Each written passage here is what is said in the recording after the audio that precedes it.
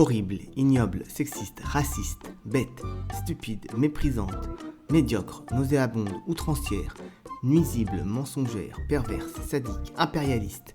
Voilà les adjectifs que m'inspire la radio officielle de l'État français, je veux nommer France Inter. Faites le test, allumez France Inter et écoutez.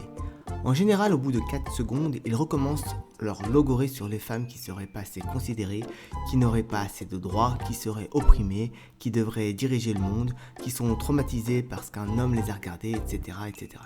Ou alors, ils s'acharnent sur un homme en particulier pendant des heures, pendant des jours, pour montrer à quel point c'est un monstre et comment on aurait raison de l'enfermer à vie dans une prison infestée de rats carnivores.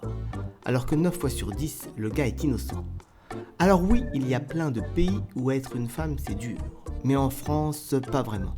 Et je rappelle qu'en France, les femmes vivent bien plus longtemps que les hommes, quand même bizarre pour des opprimés. C'est simple, pour France Inter, un homme n'a le droit d'exister que s'il est déconstruit ou mort. Déconstruit, je sais pas ce que c'est, mais ça donne pas envie. Bref, sur France Inter, le sexisme n'est pas seulement obligatoire, c'est une religion. Ce qui m'a le plus écœuré, c'est quand ils ont invité l'auteur du livre Le génie lesbien. Rien que le titre, normalement, tu fous le bouquin dans la cheminée. En gros, l'auteur y explique qu'elle veut éradiquer le genre masculin, c'est-à-dire exterminer tous les hommes. Non, je ne plaisante pas. En utilisant des chambres à gaz, je suppose. Et la journaliste de dire « Oh oui, oui, je vous comprends ». Hallucinant. Imaginez le tollé s'ils avaient invité quelqu'un qui veut éradiquer les juifs, par exemple. Il n'y aurait déjà plus de France Inter, et même l'expression France Inter serait interdite. Juste le fait de dire le mot inter te propulserait aussitôt devant les tribunaux.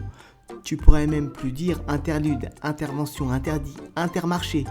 Attention quand tu vas faire les courses. Mais si c'est pour promouvoir l'homosexualité féminine sur France Inter, c'est open bar. En gros, sur cette radio immonde, t'as le droit de dire que tu veux massacrer tous les individus de genre masculin, quelles que soient leurs opinions, leurs qualités, leur génie, leur contribution au bien commun. Mais t'as pas le droit de dire en blaguant que Netanyahou est une sorte de nazi sans prépuce. T'es aussitôt viré. Alors que c'est même pas une blague, c'est vrai. Le sous-texte de France Inter est à vomir. C'est le symptôme d'une idéologie particulièrement nauséabonde, conçue pour détruire une société en quelques décennies. France Inter, c'est pas une radio, c'est un crime contre l'humanité. En fait, ils se cachent à peine. Ils veulent détruire les hommes et ils le disent. Pour les remplacer, si j'ai bien compris, par un subtil mélange de lesbiennes et de déconstruits. Quand on sait que pour eux, l'homosexualité est une vertu et le changement de sexe un acte héroïque, on peut deviner assez facilement ce qu'est vraiment pour eux un homme déconstruit. Et d'ici à une petite décennie, vous pourriez bien commencer à recevoir ce genre de courrier. Madame, sauf erreur de notre part, votre fils n'a toujours pas achevé son processus de déconstruction. Il a bien participé au stage, la femme, un être indéniablement supérieur, mais il n'a pas encore entamé la phase 2. Or, selon l'alinéa 6 de la loi du 6 juin 2036, il est dans l'obligation de changer de sexe avant ses 13 ans, qui surviendront le 1er septembre de l'année civile. Nous vous informons que vous êtes en infraction au regard de la réglementation en vigueur et que, sans action immédiate de votre part, vous serez redevable d'une amende forfaitaire d'un montant de 15 000 €.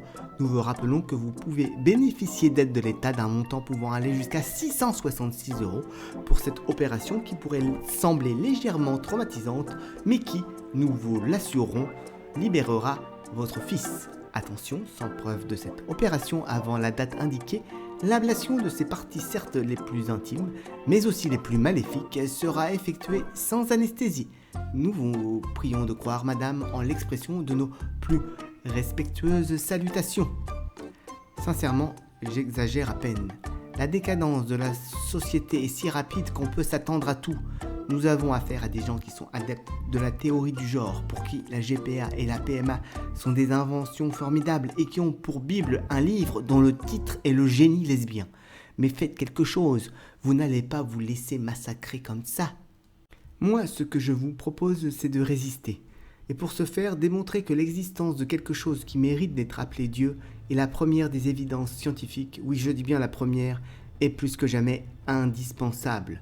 Non seulement il s'agit de la plus belle, la plus fondamentale, la plus importante, la plus fascinante, la plus mystérieuse, la plus déterminante de toutes les vérités. Mais sa révélation pourrait permettre d'inverser un processus de déstructuration sociétale malheureusement déjà bien avancé. En effet, imaginez le changement de paradigme, imaginez le tremblement de terre si Dieu passait du statut de croyance indémontrable à celui de première réalité scientifique. Ce serait vraiment grandiose, formidable, émouvant, exaltant. Mais est-ce seulement possible qu'un tel miracle puisse arriver ? Oui, à condition d'essayer de faire confiance en ceux qui tentent de proposer des solutions, comme moi par exemple. Vous n'avez qu'un geste à faire. Cliquez pour vous abonner à Théos Apocalypse.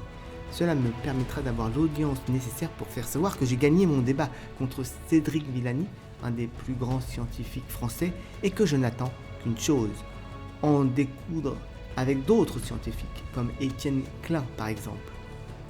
Vous devez être d'autant plus enclin à cliquer que j'ai dans ma besace d'autres démonstrations, comme celle de l'incroyable génie de la chronologie biblique. Regardez ma vidéo, c'est extraordinaire, le récit de la Genèse est allégorique tout en étant magnifique de précision et de justesse. Et je n'ai pourtant utilisé que les résultats scientifiques les plus récents.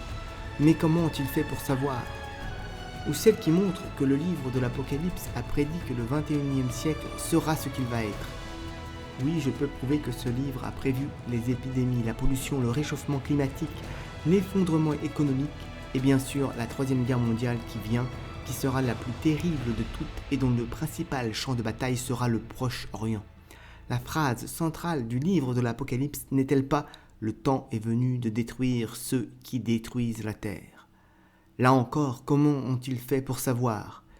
Il est plus que jamais urgent de faire quelque chose. Alors donnez-moi une chance de faire savoir que la première des réalités, c'est l'insuffisance du corps. Merci.